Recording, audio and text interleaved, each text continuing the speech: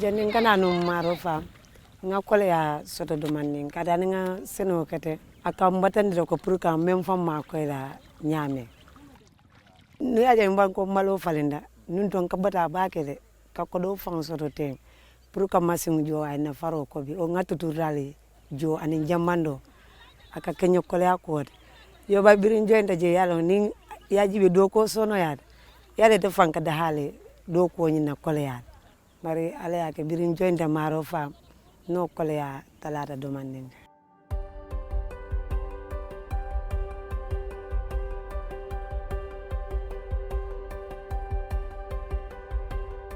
Maru comes from a local Mandinka dialect. It means a farm, a community farm that everybody has a part in.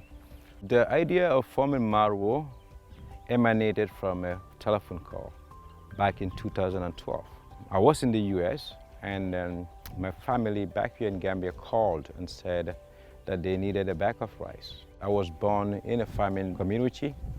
Back then, people had always farmed and we've always eaten what was grown.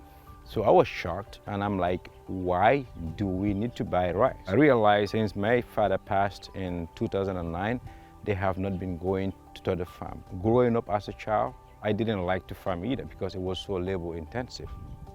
But I knew there was a need. I am a professional engineer. I studied electronics and telecommunications. I never studied agriculture. From 2012, I just worked 2 jobs every day until 2018 when I was able to have enough money. Because at the time when I talk about this idea, nobody, that believed me. They were like, you making 6 figures in the US. Why do you want to go back to Africa? But not only Africa, but you want to go back to your farm. When I came back in 2018, I started with 3 hectares with no machine at all. Then I increased to 15 hectares in 2019. By 2020, I was doing 30 hectares, and then now I'm up to 120 hectares. I would not call it evolution, I will say revolution instead, because it's so quick. This is in-house. It's not about what Maru is doing in-house that matters.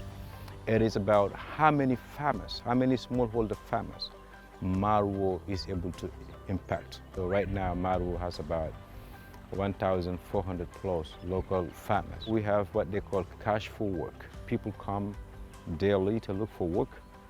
Depending on how much work we need, every day we can get about 40, sometimes more than 100 women farmers.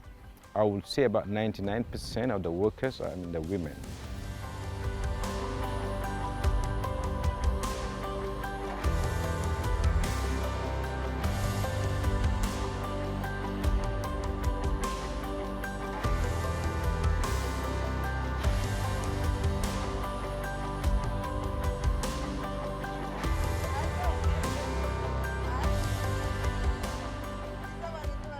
Nalo la mundi Maru Farms la nyindi ko kam mon la nyinin mun keda musolti pour kana do ko la faroto ngam musu jol naade ja musu tim fulale be mul timo mo tanen nka do ke na bal wote de nka do landi bank kadi birin jointa Maru Farms ngala tento bakel on kontan da baga nka kontan la do ko la bakel kadi ni na tan lafta la nyame e ka do ko ke wonyale nen ko mo ngetrene nyame ndronde lafta do ko la nyame Maru Farms ni musol fanan kake wonyale.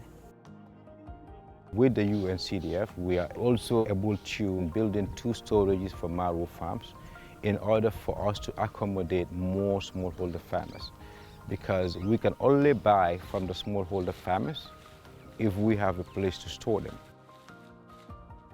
The climate change is true, so Maru will talk to the researchers, especially those in Africa rice, because we have to look at a few things. One, our local reality about the nature and the rain patterns. Number 2, those varieties of rice have to be high in the yielding. The rice that we have, bats don't easily attack because it has what they call a flag leaf. If the bats want to come and eat it, then that flag leaf goes into their eye. So we just have to explore the full potential of what we already have. Africa has about 65% of the available arable land in the world, But the irony was we import about 90% of our food. So I was like, no, this irony, we have to look into this. We want to be able to compete by being very innovative. If we are innovative, we should be able to produce rice, for less than the imported rice. Right now, we are only about 1% of the total rice production. Aim is 100%. 100% might look ambitious, but no, it's not ambitious. We do have the opportunity. It is more of how many Gambian farmers can we bring onto our program. I hope we can get to that level of production together with our network of smallholder farmers to be able to have a bigger footprint in the market, to make rice more affordable for the Gambia.